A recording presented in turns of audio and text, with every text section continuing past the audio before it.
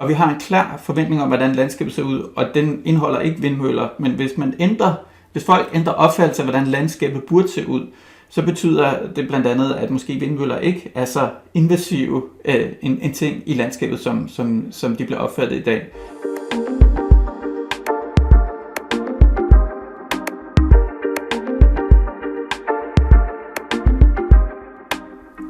Grøn omstilling. Bliver du glad eller måske en smule bange, når du hører disse ord? Befolkningen har mange holdninger til, hvordan vi skal blive mere grønne. Og især også mange holdninger til, hvad vi bestemt ikke skal gøre. Men hvad er prisen for grøn omstilling? Og hvad er vi som samfund villige til at ofre? Hej og velkommen til Energy Explained. En podcast, hvor vi søger at finde svar på alle de spørgsmål, vi har om emnet energi. Og især grøn energi. I dagens afsnit dykker vi ned i et af samfundets store diskussioner, nemlig hvad vi er villige til at ofre i den grønne sagstjeneste. Det gør vi sammen med seniorforsker hos Aarhus Universitet, Toge Panduro. Her er han sammen med vores vært, Kasia Lindegaard.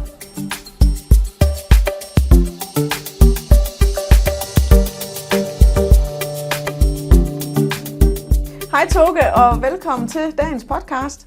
Jo tak, og tak for invitationen. Ja, velbekomme. Det var dejligt, du havde tid til at møde op. Du sidder jo som seniorforsker ved Aarhus Universitet ved Institut for Miljøvidenskab. Kan du fortælle lidt om, hvad det er, du laver der? Ja, altså på Aarhus Universitet på Miljøvidenskab, der er vi jo rigtig mange forskellige forskere, der alle sammen arbejder med miljøproblemer i mange forskellige sektorer og med mange forskellige vinkler, både naturvidenskab og samfundsvidenskab. Og jeg er miljøøkonom, og det betyder, at jeg er optaget af at finde løsninger, når vi ser, at vi får nogle suboptimale problemer i forbindelse med for eksempel markedsfejl. Det er oftest det, økonomer er optaget af, det er, at nogle gange så laver vi ting, som er måske mindre smart, og hvor vi bruger lidt for mange ressourcer på at opnå nogle af de målsætninger, vi har som samfund. Og det er det, jeg personligt sidder og arbejder med. Hvad kunne det for eksempel være? Ja, det kan være i mange forskellige sammenhæng. Så jeg har arbejdet rigtig meget med klima, både klimatilpasning og sådan set også klimaforebyggelse. Og i den her kontekst, så har jeg jo arbejdet med rigtig meget med placering af vindmøller, placering af biogasanlæg, solcelleanlæg osv. Altså i større skala, ikke? Og ellers har vi også kigget på mange forskellige andre ting, både her i indland og udland, forbrug af biomasse i forbindelse med opvarmning og tilberedning af mad, hvis vi er syd for Sahara og sådan noget. Så jeg har arbejdet med sådan en bred vifte af forskellige miljøproblemer, både her indlands og så i udlandet. Og det passer jo perfekt ind til dagens emne, fordi at vi har inviteret dig med i studiet i dag for at snakke om det her med den grønne omstilling, og det her fænomen, som kaldes NIMBY, altså som er et akronym for Not in my backyard. Kan du fortælle lytterne, hvad går det her udtryk egentlig ud på?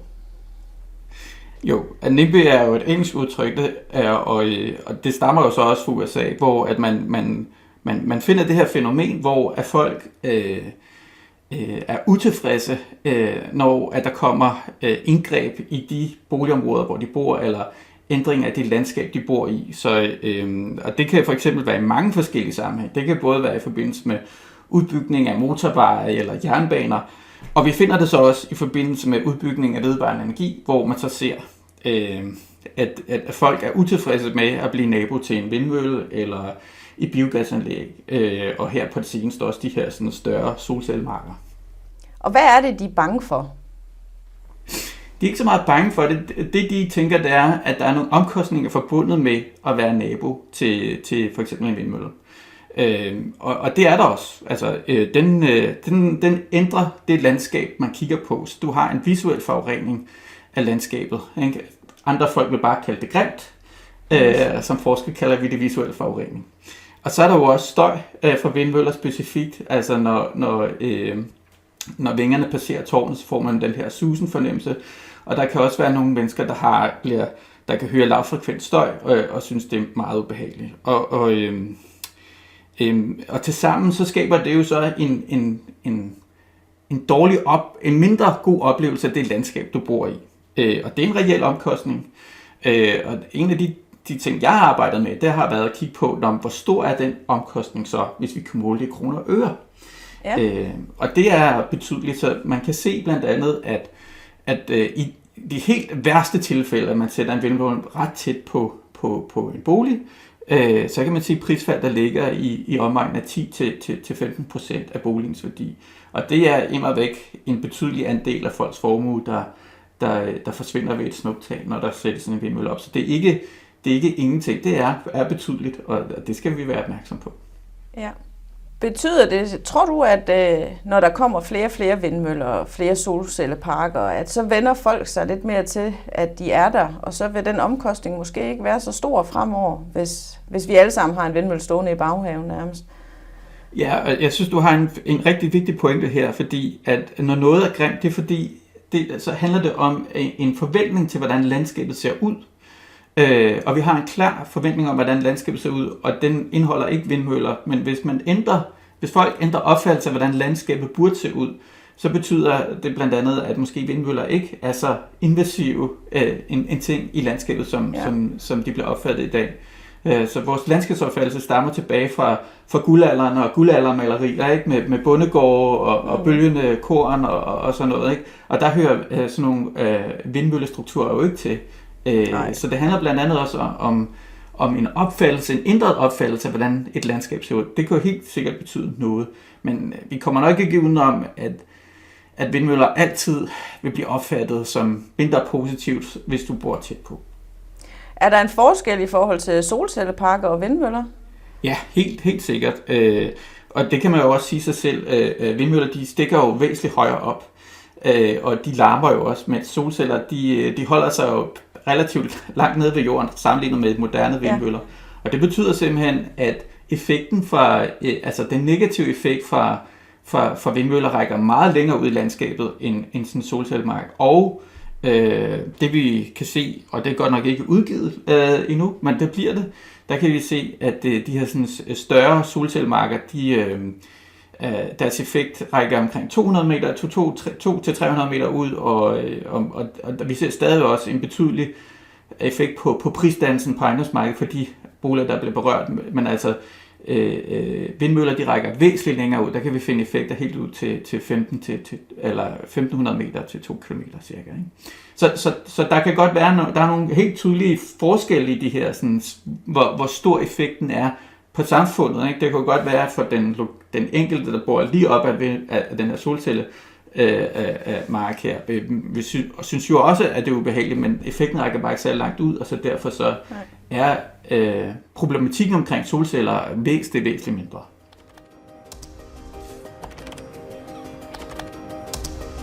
Grøn energi alle tiders, men placeret vindmøller her, det er et direkte overgreb. Flere vindmølleparker står lige nu til at blive droppet på grund af lokal modstand. Du kan ikke se solnedgang med kæmpe vindmøller ude i horisonten.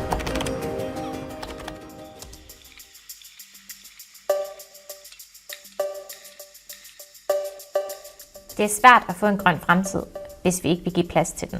Sådan lyder ordene i den reklamefilm fra elselskabet Andel Energi, som du lige har hørt glimt fra. Ja tak til vindmøller, bare ikke lige her. Men modstand mod nye invasive arter, som Togi kalder det, er faktisk slet ikke noget nyt fænomen. NIMBY, eller Not in My Backyard, kom frem i midten af 1970'ernes USA som reaktion på, at man ikke ville have farligt radioaktivt affald fra f.eks. atomkraftværker tæt på sin bolig eller sin baghave. Grundet vores fokus på grøn energi i dag, bruges udtrykket nu til at forklare borgernes utilfredshed med, at vindmøller og solcelleanlæg bliver placeret i deres nærområde.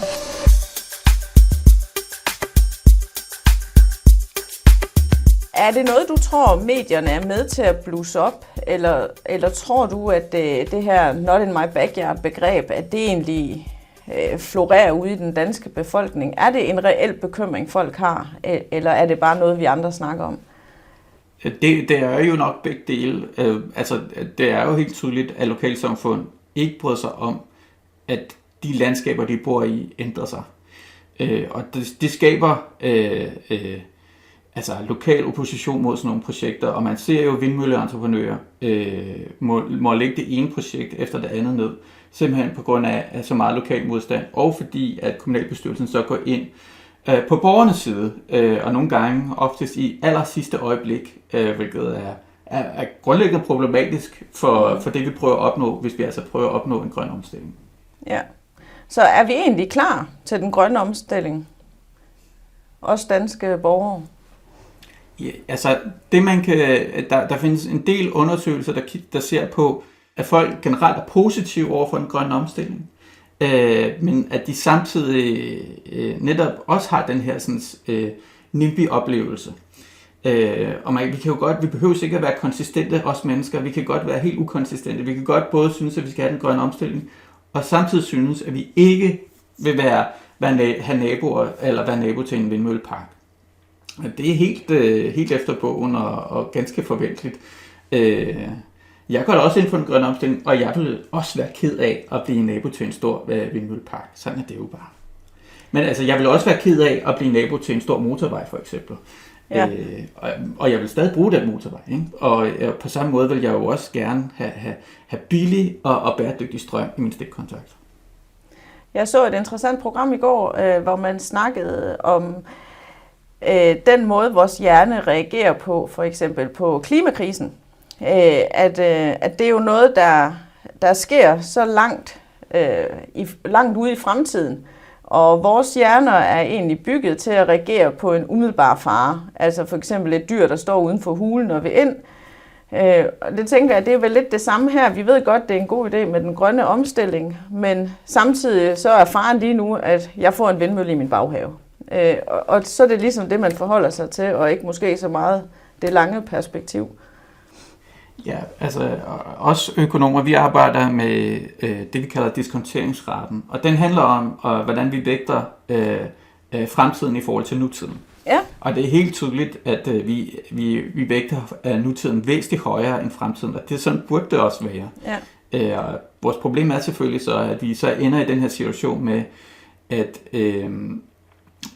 at vi til dels kommer til at forhindre den grønne omstilling, netop fordi, at gevinsten kommer ude i fremtiden.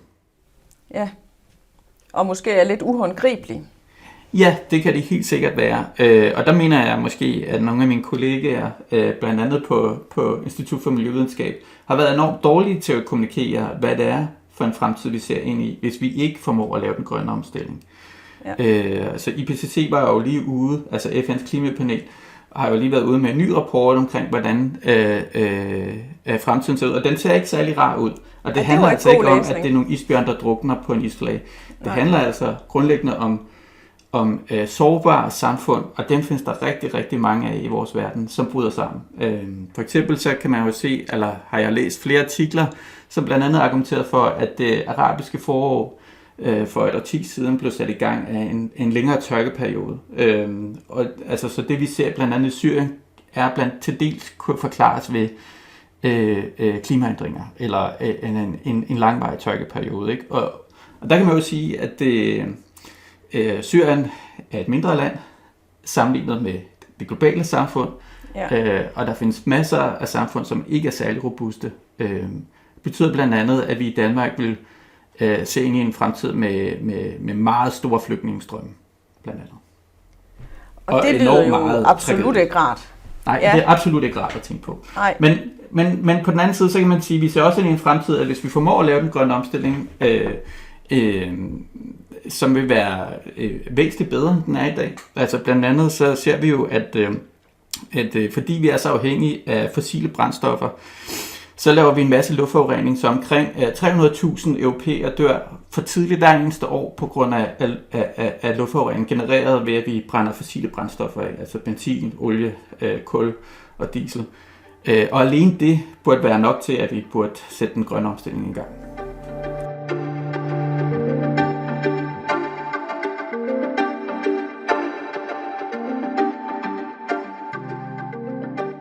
Hvordan får vi flere folk med på den grønne bølge og får dem til at indse, at det at have en solpark eller en vindmølle tæt på, det er faktisk en god ting? Fordi lige nu hører vi jo rigtig mange skræmmehistorier og de her dommedagshistorier. Kunne man eventuelt fokusere lidt mere på de gode ting, som det kunne give, også måske på kort sigt? Nu nævnte du lige det med luftforurening. Jeg tænker, der må der være flere af de her historier. Eller hvad tænker du, man skal gøre for at få folk med? Ja, men pointen er jo, at folk er med. Ja, de er bare ikke med, når de skal ofre noget. Når de selv skal have en vindmøllepark i baghaven. Ja. Og det løser vi simpelthen ikke ved at sige, at det skal være op til den enkelte at blive et bedre menneske, for det kommer nok ikke til at ske.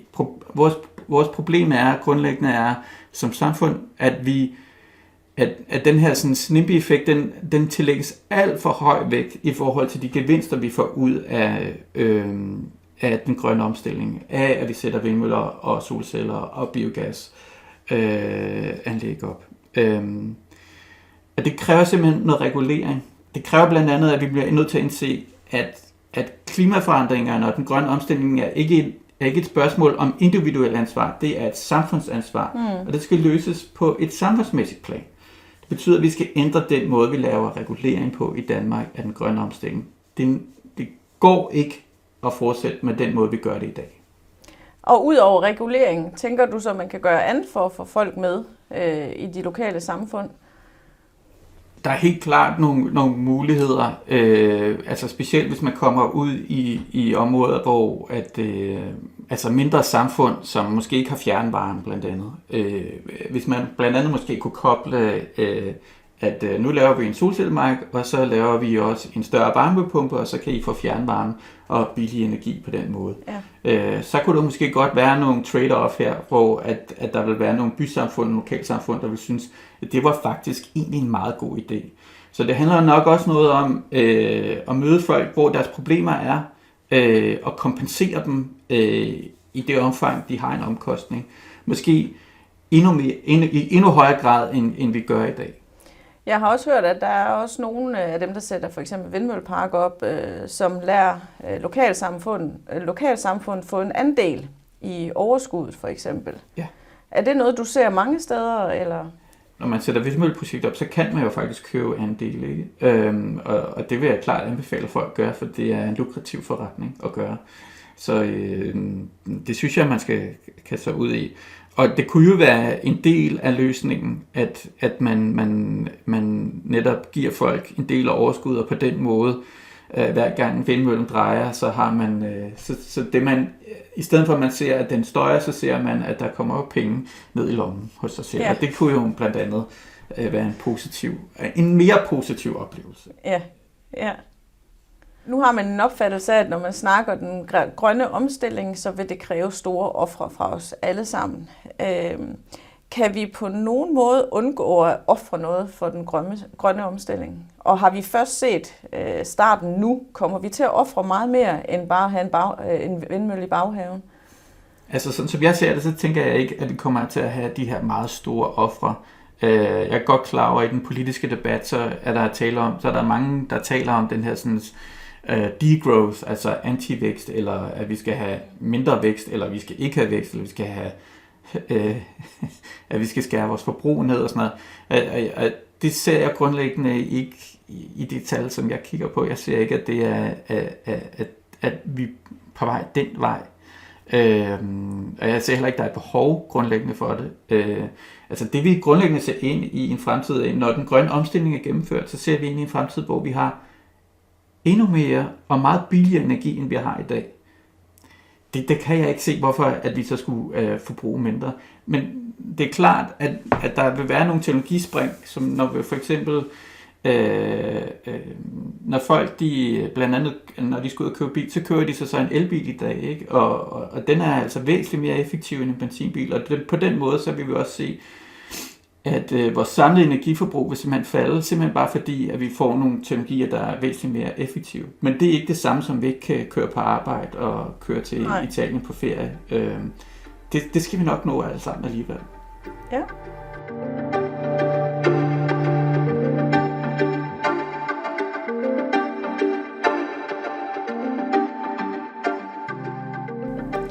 Og nu er det jo ingen hemmelighed, at energikrisen, som vi jo kalder den, har fyldt rigtig meget i medierne, også hos den danske befolkning.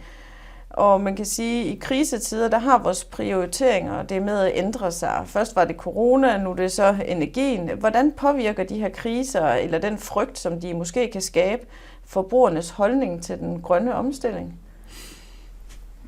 Det er klart, at det er blevet noget, vi er blevet væsentligt mere opmærksom på. Alle, der har betalt deres elregning her til vinter, har oplevet, at det ikke var lige så sjovt som årene før.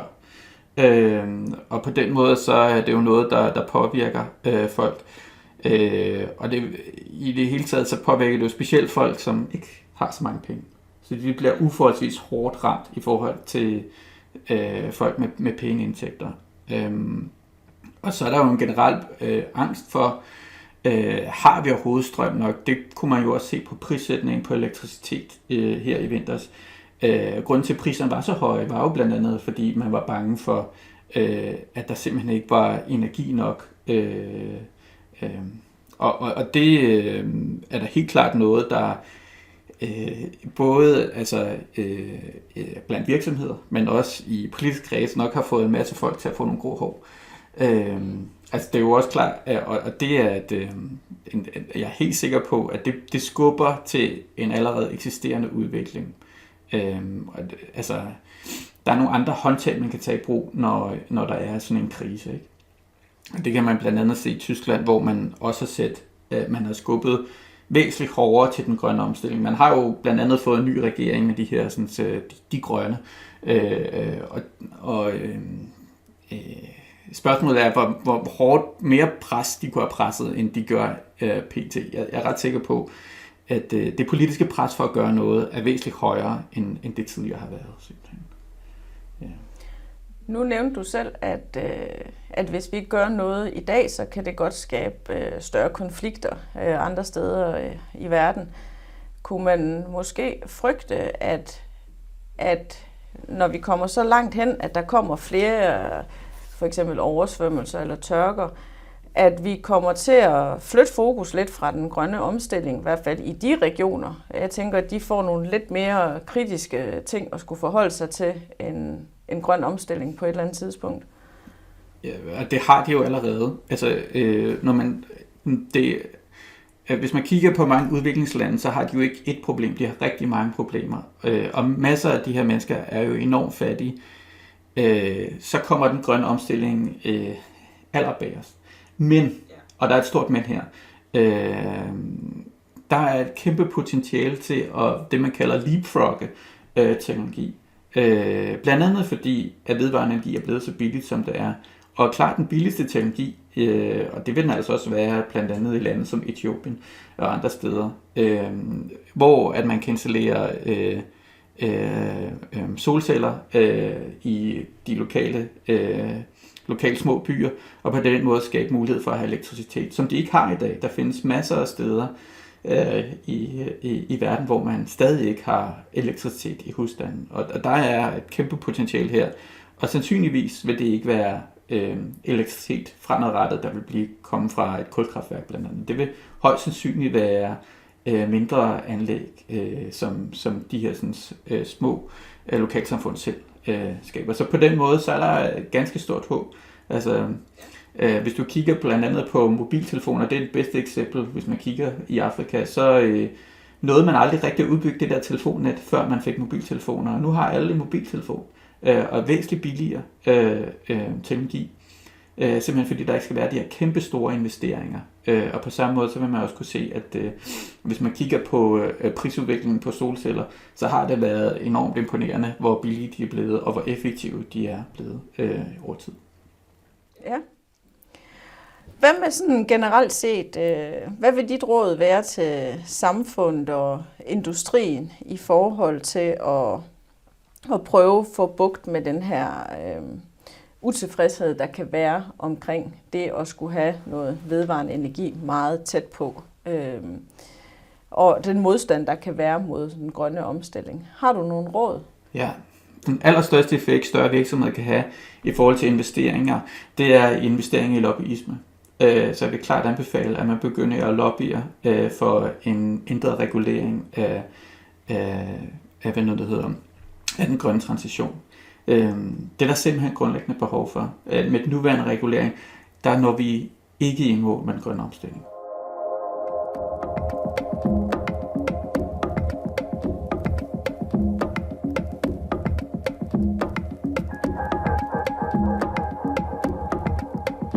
Her til sidst, Toke, så vil vi gerne høre din prognose for fremtiden. Vi plejer altid at slutte vores podcast af med en vejrudsigt, og vi vil egentlig gerne høre din prognose for fremtiden. Hvordan ser vejrudsigten ud for den grønne omstilling og fænomenet NIMBY? Altså det jeg tror, der kommer til at ske, det er, at vi kommer til at indse, at den måde, vi regulerer den grønne omstilling, bliver nødt til at ændres. Det betyder blandt andet, at det ikke kan være kommunen, der sidder med planlægningsansvaret. Det bliver simpelthen nødt til at komme op på et højere niveau. Og forhåbentlig gør vi det klogt, og ikke i sidste øjeblik. Og det tror jeg også på, at vi kan gøre som samfund.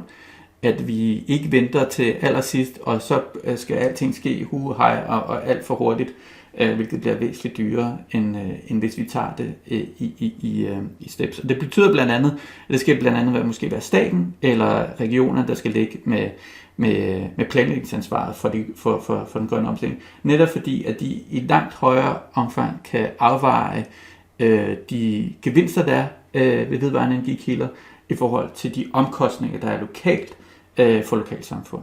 Så det er en af mine klare forventninger i fremtiden. Og selvfølgelig når vi i mål. Det skal vi gøre. Det selvfølgelig gør vi det. Det er helt forventeligt. Så fuld sol med et par skyer undervejs. Ja, det bliver ikke. Altså, der kommer helt sikkert til at være problemer i den grønne omstilling, og der kommer til at være bump, men jeg er helt sikker på, at vi nok skal nå i mål. Og grunden til, at jeg er ret sikker på det, det er simpelthen fordi, at det er den billigste løsning, og markedet skal nok hjælpe os på vej. Ja, og det lyder jo rigtig godt. Så jeg vil gerne benytte chancen til at sige tusind tak, Toke, fordi du gerne vil være med. Det har været rigtig, rigtig spændende at have dig her, så tak for det. Ja, selv tak. Og også tak til jer lytter, der har lyttet med. Jeg håber, I har fået lige så meget ud af det, som jeg har, så tak for i dag.